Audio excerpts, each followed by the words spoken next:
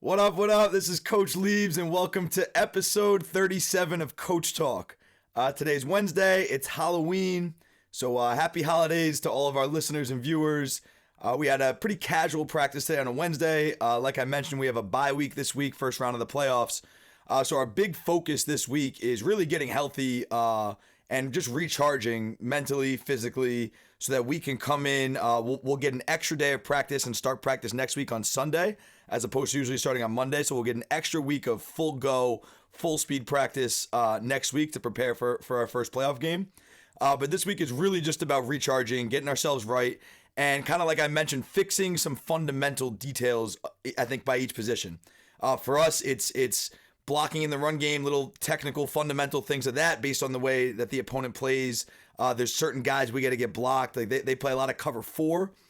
So a big emphasis for us, and the safeties play low, they play aggressive, so they like to get involved in the run game. So a huge emphasis for us is getting those safeties blocked in the run game by the wide receivers. And we haven't seen a lot of hard, aggressive cover four teams this year. So it's not a technique that we've worked on a ton. So that's a big emphasis for me. And then just cleaning up some of our quick game routes. We should be 100% when it's a loose corner and we're running hitch routes.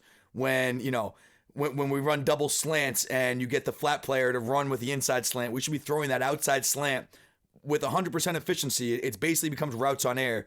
So what things can we do this week to get ourselves closer to that and clean up some of the little details as far as timing, as far as our route detail, and just kind of get on the same page with quarterbacks and receivers. And I have three, fundamental technique goals for us to improve on this week.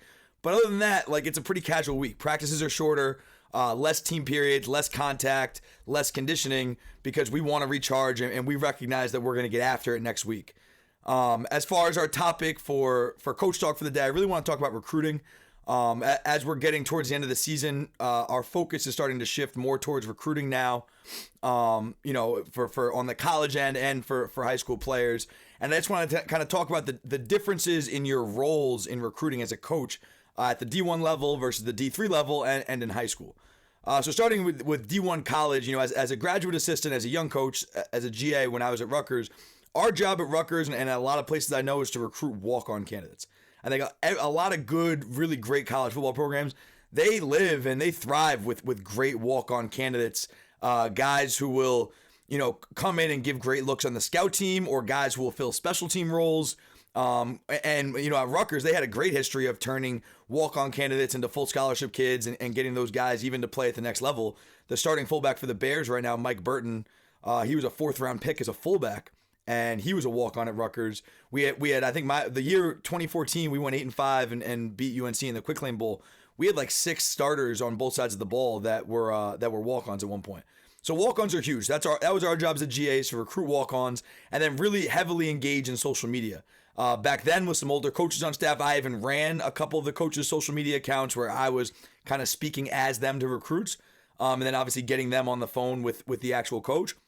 But even just from my own personal account, kind of just, if I'm the assistant receivers coach, well, I'm just also engaging in conversation with all the receivers we're recruiting, and they just hear another voice, more support, more chatter about Rutgers from a knowledgeable source, and just kind of act like an assistant that way on social media.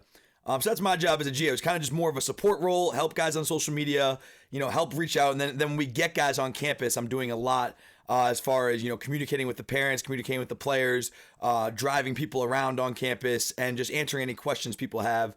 Me personally, I'm a pretty personable and sociable guy, so I always had a big role in the recruiting weekends because the coaches always wanted me around the parents, around the kids, because I was able to easily make them feel comfortable and kind of, bridge the gap that way. A lot of full-time coaches, not a lot, but there are often full-time coaches that are, sometimes awkward in those circumstances, don't have a lot in common with the recruits, or just aren't good in those situations at all.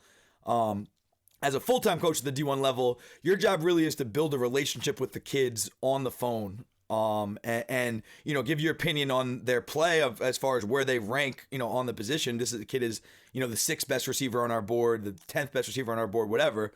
But then your real job is just to build relationships with them.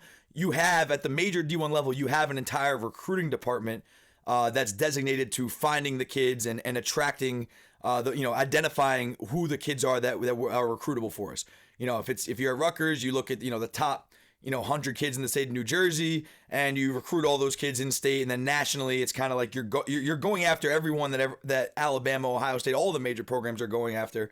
But eventually, as a school like Rutgers, you get eliminated from that race, and you kind of find that sweet spot of kids that are, generally looking at other Big Ten schools. You tend to recruit against guys in your own conference, and then also locally in the regions. We recruited a lot against Penn State, against Pitt, against Michigan, against Ohio State, against Maryland, against UConn, Boston College. So some of that was based on recruiting against other Big Ten schools in the Ohio State, Michigan case. And then other parts of it were recruiting, locally, because Pitt and Penn State and UConn and BC are all local. So we would recruit against those guys as well.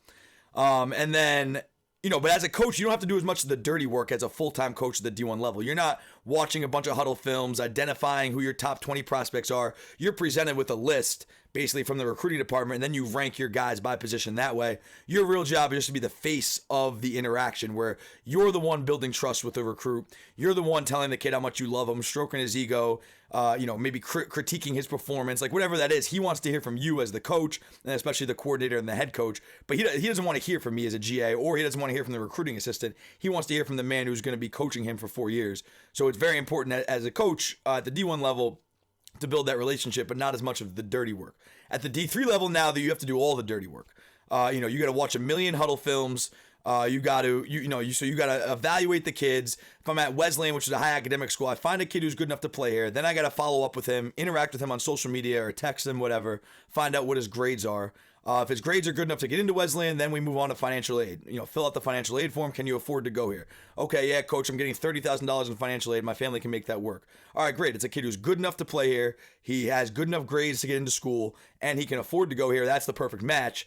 Then you try to get that kid on campus. You try to get him to a home game, or if it's postseason, you try to get him to an official visit after the season and show him the campus. And you have to do all that work just to get him there. And then you're still recruiting. You're still competing against Ivy League schools, D1 AA schools in your conference. And you might not even get the kid. I didn't love recruiting at the D3 level because it's a lot of that kind of like busy, terrible work. Like it's just very monotonous work, and a lot of times you end up wasting time. Like I had my first year at Wesleyan, I had 5 receivers committed. 4 of them couldn't get into school. 1 kid couldn't afford it. And it was a situation where a lot of times it's subjective to the admissions departments, and we thought that they would kind of give us more slack than they did. The year before, they admitted kids with grades very similar to the receivers I was recruiting, so we figured, all right, these kids will get in. They're top prospects for us. We'll push really hard, and admissions will let them in. That year, for whatever reason, they didn't let anybody in. So I did all this work, built all these relationships, spent all these months recruiting these kids just for them not to be able to get into school, or couldn't afford to go to school, or committed elsewhere at the last minute. So that was very difficult and made me really kind of resent the process of having to do all this work to identify the kids, all this work to build relationships, just to find out he's not qualified, just to find out he got a D on his transcript and now the school won't allow him in. Whatever it is, there's so many different factors that are at hand at the D3 level. You're not offering full scholarships, so there's just a lot kind of there.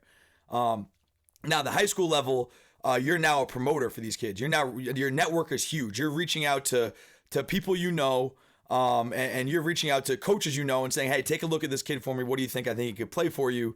And you're trying to just fit. You're trying to be honest with yourself about where can this kid play. I think he's a D2 player. Let me reach out to all the D2 schools, a couple D1 AA schools.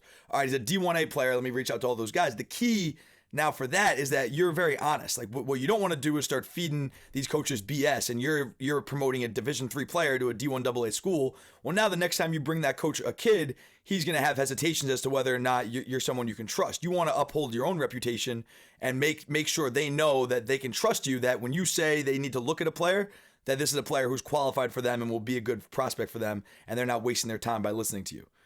So kind of running out of time here, but that's the short of it, of kind of how your roles differ for each level of play, D3, D1, and then high school football, and how your role kind of varies based on where you are this time of the year. So that's all I got. Episode 37 of Coach Talk, Wednesday, Halloween. Enjoy the holidays. This is Coach Liebs. I'll see you tomorrow. Peace.